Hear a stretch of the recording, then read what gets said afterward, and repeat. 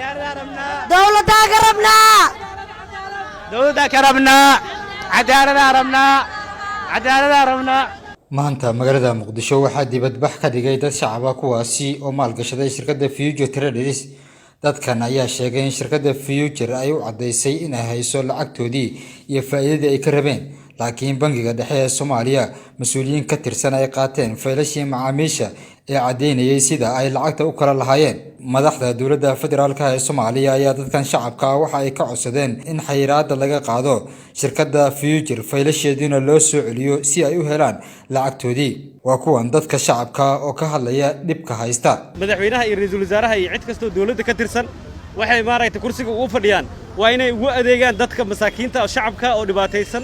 oo maaragtay cid danyarta ah dadkan waa dad danyar ah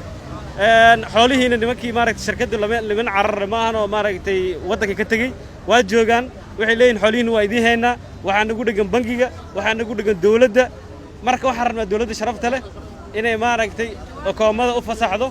oo haddii ku ran yahay faylashii siiso si dadkan waxoodii loogu celiyo lacagahoodii ay u helaan madaxweynaha Soomaaliya Maxamed Cabdullaahi Farmaajo Xasan Cali Khayre iyo madaxda kala dhamaan waxaan ka codsanaynaa in xoolaha iyaga anaga dad masaakiin aan nahay sida naloo sheegayna waxay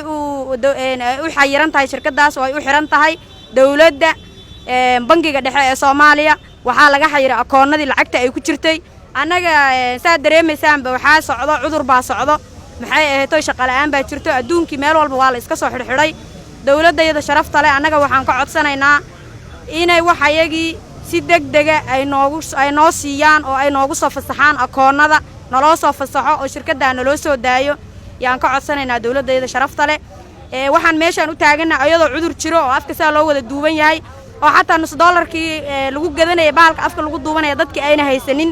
$1 oo bajaajka lagu soo raacay aan la haysanin meeshan waxaa maalin walba la iskugu imaanayaa dadkan xoolaha ka maqan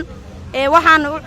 maxay ahayd u caawinaynaa dawladda iyada sharafta leh uu u horeeyo madaxweynaha iyaga sharafta leh Maxamed Cabdullaahi Farmaajo waa aabahayo garabkiisa ayaan mar walba taaganahay waxaan ka codsanaynaa inuu garabka iyaga soo istaago inuu codka iyaga tixgeliyo inuu si gaar ah noo soo fiiriyo intaas oo qof oo meesha isugu timi oo rag iyo dumar bale oo hooyooyin iyo maxay ahayd gabdho iyo wiilal iyo kulli iyo odayaal isku wada jiro waxaan si naxariis leh marka lagu codsanayaa in ay dawladdu arrintaas il gaar ah ku fiiriso lana socoto sida ugu dhaqsiyaha badan ay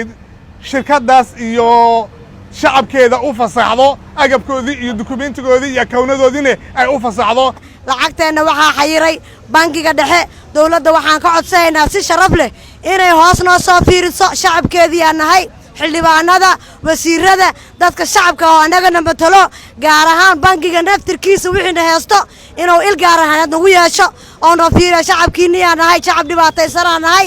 dad masaakiin ah ku jira meeshan dad cuuryaamiin ah ku jiro horaan idinku sheegay qaasatan waxaan la hadlayaa ra'iisul wasaaraha Xasan Cali Khayre oo shacabkaaga garabkiisa taagnaa jirtay waana kugu naqaanay haddana waa kaaga baahanahay inaad horteena soo istaagtid oo wax nala qabatid adigaan kugu tashanaa adigaana garabkeena taagan il gaar ah noo yeelo intaasaan ka codsaynaa inay hantida nooga xayiran shirkaddan ee weli ay loo garaysteen hantidii ay haysatay oo ku shaqaysan jirtay oo dadkana faa'iido uga dhalin jirtay dadkani waa dad isku darsaday $500 iyo $1,000 waxyaabo la mid ah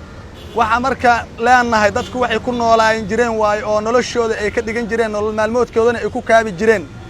marka ayagoo noo fiirinaayo il gaarana nagu fiirinayo noo naxariisanayo waxaan ka codsanaynaa dawladdeena Soomaaliya mar labaad iyo mar saddexaad iyo mar afaraad inay caqabada naga dulqaad madaxweynaha sharafta leh iyo ra'iisul wasaaraheena Xasan Cali Khayre iyo Maxamed Cabdullaahi Farmaajo waxaan nahay dad oo dadkiisiya shacabkiisi baan nahay oo haddana ay daruufi maalin walba meeshan iskugu keento inta ay cabashadeenu dawladdu ka ogolaanaysana anaguna ma joojin doono barnaamijyadan aan wadno haddii Ilaahay yiraahdo madaxweynahaygaan la hadlayaa Farmaajo annagu waxaan nahay Soomaali mudane waxaan nahay Soomaali waligay kuma saluugin samaantaadana ma diidin cadowgana garab ma siinin ee dadka suudiga hor dhooban sadkoodina waa la haystaa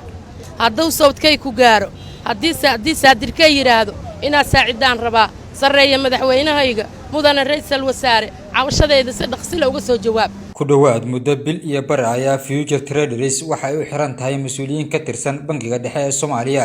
sida ay sheegeen maamulka shirkadda Future Traders.